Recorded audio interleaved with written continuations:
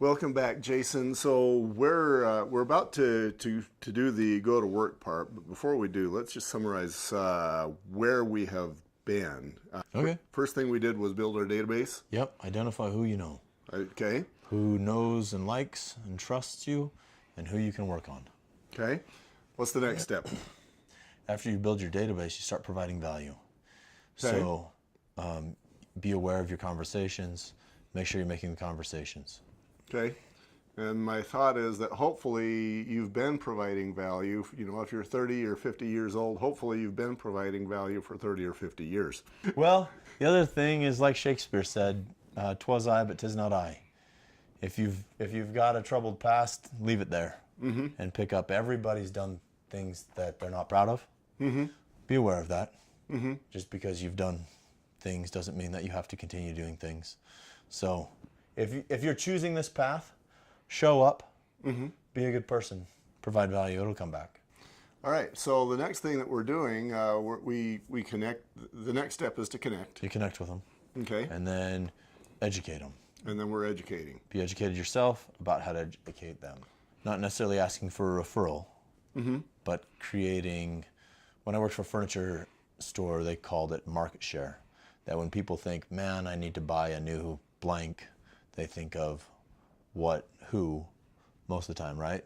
So you want to increase your market share with these people. That when they think of real estate, they think, I know who I want to talk to. You just want to have that presence in their mind, right? Okay. So this is how to do it. Go to work. How to get stuck in their head. Okay. And there's easier ways and harder ways to do that, I'm sure. I mean, there's the bang on doors method, which, you know, I can only imagine if it was me, I'd be banging my head instead. But that's an option. Yeah. And then in some of the other training, we talk about how to do that electronically using, you know, Google and Facebook and social media, etc. And that can be what go to work means, I would imagine. But how many touches? You know, let's talk about the number of touches that you want to do and what a touch means. Geniuses who have studied this for longer than I've been alive say that 30 touches a year is good. That's the number you want to stay in the forefront of people's mind, because everybody forgets, everybody changes their opinions and who they like. So it's not like one powerful event that you're necessarily going to get that's going to stick you there forever. It's possible, but for the most part, frequency, repetition. To get an idea stuck into someone's head, you actually need repetition or the impact. So like if you saw a really horrible car accident that would be stuck in your head forever, that's not necessarily what you want to do to your clients, but every once in a while you're going to have an amazing event that will stick you in their head forever. But not being able to control that, we're going to go with repetition. Let's say that I return somebody's puppy. Is that a touch? That's a touch. Okay. Any contact at all where you will be brought into their mind is a touch. And so this gets interesting because like one of the touches we've used in the past is a postcard that goes out monthly, has a little month calendar on it and a recipe on it, picture, contact information. So that's difficult because it could be a touch, but it may not be. Who got the mail and what they do with it, right? And so I've had people who put this up on their fridge. I've got these, I save the recipe, I put it in a box, and that's fantastic. I love sending out recipe cards because if it's a good recipe and it gets stuck in their recipe box, then they think, man, that person's gonna buy a home. I love those brownies. Let's call Jason. And there's a story behind my name versus there's that mortgage guy. But if I can attach my name to good food, I'm in. I'm in. Everybody wants to be associated with being the brownie guy. You know, I did the same thing when I started out. I distributed candy in bowls to realtors' offices. And it was a little bit expensive because, you know, you'd take in $10 worth of candy maybe every once a week. It actually ended up being huge for me. I didn't realize how huge it was. But I picked 3 different realtor brokerages that I'd do that with and go deliver $30 worth of candy, and it was expensive. But it didn't take very long before I had every realtor pretty much in every one of those places. And I was just I owned those. Other home inspectors figured out that I owned those, and they stopped even marketing there. But I was the candy man. And that was a term that I hated. I'd walk in and somebody says, "Hey, the candy man is here." And I thought, "No, I'm your home inspector." But it worked. Right. Yeah. Right.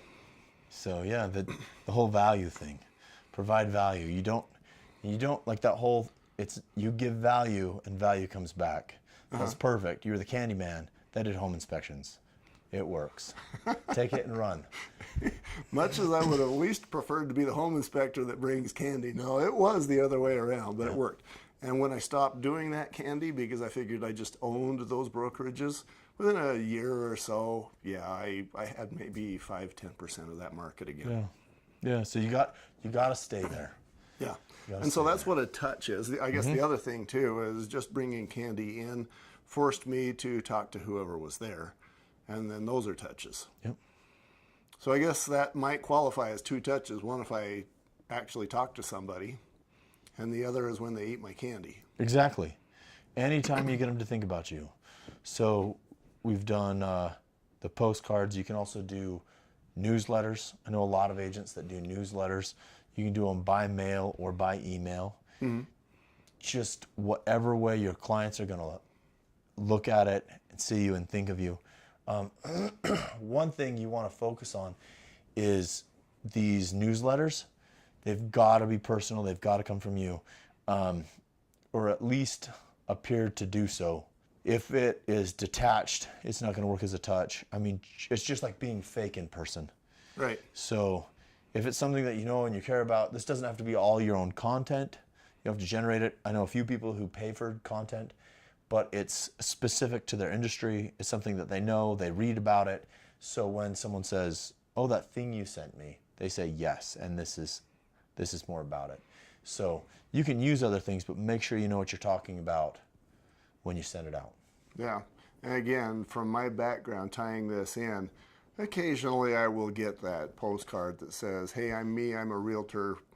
Do you need to buy or sell?" And I'm thinking, you just wasted 2 seconds of my time. Die. And then they go in the garbage can. Yeah. Whereas, I'm thinking even my website, you could go to this one, or Master Your Mansion. You could gather information on raccoons or spiders or snakes or something that's going to capture the interest of a homeowner and say, "Hey, here's how to reduce the number of spiders in your home." And now you've got their attention. You've provided value. Exactly. Something you know and you're passionate about. Yeah. Now you get, or it's something that the homeowner is passionate about, or both. Yeah. Now you've actually provided some value, and then you go up that list instead of down the list. Exactly. Okay. Another thing you can do, everyone connects with, it's easy, is birthday cards. Everybody has a birthday. Everybody wants to be liked. If on their birthday you can say, "Hey, I like you." Mm-hmm. We've even done something fun where we got a local baker to give away cupcakes. We gave a card that went out with the birthday card. It says this is good for 2 free cupcakes, and they would turn it into the baker, and then the baker would bill us for every card that was turned in. So it was awesome because it wasn't a pay to get the card, it was a pay as the card was turned in. But that was great. I love cupcakes for the birthday. That's awesome. You go in and you're thinking, my realtor, this guy is awesome. I get a cupcake, my realtor, name emblazed in here, all for the cost of, $1 or so for the cupcake. Yeah. So they were fancy cupcakes. I wish it was $1. But anyway, but it's just like Candyman. They want something. And it was really great with cupcakes and birthdays because even if they don't do dairy, gluten, sugar, who cares? They're not going to have your cupcake. Birthdays and cake are like synonymous. So saying, "I love you enough to fatten you up before I eat you." Just to say, I'll get you a cupcake, made them happy off the get-go, whether or not they got the cupcake. So that was one of our best. I love that one. I'm thinking even if it's a $5 cupcake, that's just that much better. I mean, now you've certainly got their attention. You've raised their eyebrows, and again, you go up another step in your desirability factor. Right. And then with the birthday cards and cupcakes, these were going to people that we'd worked with, that had a relationship with us. Sending birthday cards to people that don't know you may be a little creepy. Yeah, that would be a little creepy. You don't know me. I know your birthday. Yeah. You'll have a cupcake. Yeah, that's not great. Yeah. You want to make sure that you've got your lists, that you're familiar with who's on your database and who's your friend, and treat them appropriately. Mm-hmm. Good point. Now, you'd mentioned 30 contacts per year. So if I'm sending somebody a cupcake, that's a contact. Yeah. If I make a phone call or respond to something they said on Facebook, that's a contact. Right. So we're talking about 30 contacts per year per client. Yes. So the more of these you can automate, the better. Mm-hmm. But don't be afraid to be in their lives too. So, and it's good if you track them and everything, so you know where you're getting. But a lot of these, the more natural they are, the better, right? And so, phone calls you can check up with. I've got a good friend who does anniversary gifts. So not wedding anniversary, but home anniversary, because she knows exactly when they bought their home. Maybe not when they got married, but she'll call them up and say, "Happy anniversary! How was your first year? How's everything going? Anything you need?" And that, like, it's a little bit out of the ordinary, so you have a little bit of that impact of the intensity, because like, what is going on here? Yeah. And then the friendly. And the home purchase anniversary is a lot better than their wedding anniversary, because what if the realtor actually provides a better gift than the spouse does? Yeah. What if the spouse forgets it completely and you didn't? Yeah. Yeah. That's been known to happen too, and among certain people that I know. It certainly would never happen to me. Never forget. Yeah. I get the contacts thing, that it's important to recognize their importance and their value and acknowledge them when you're not looking for money from them. Yeah. And the next thing we're doing, we're going to work. Yeah. Should we break for a second? Yeah, let's do a break and we'll be right back. Okay.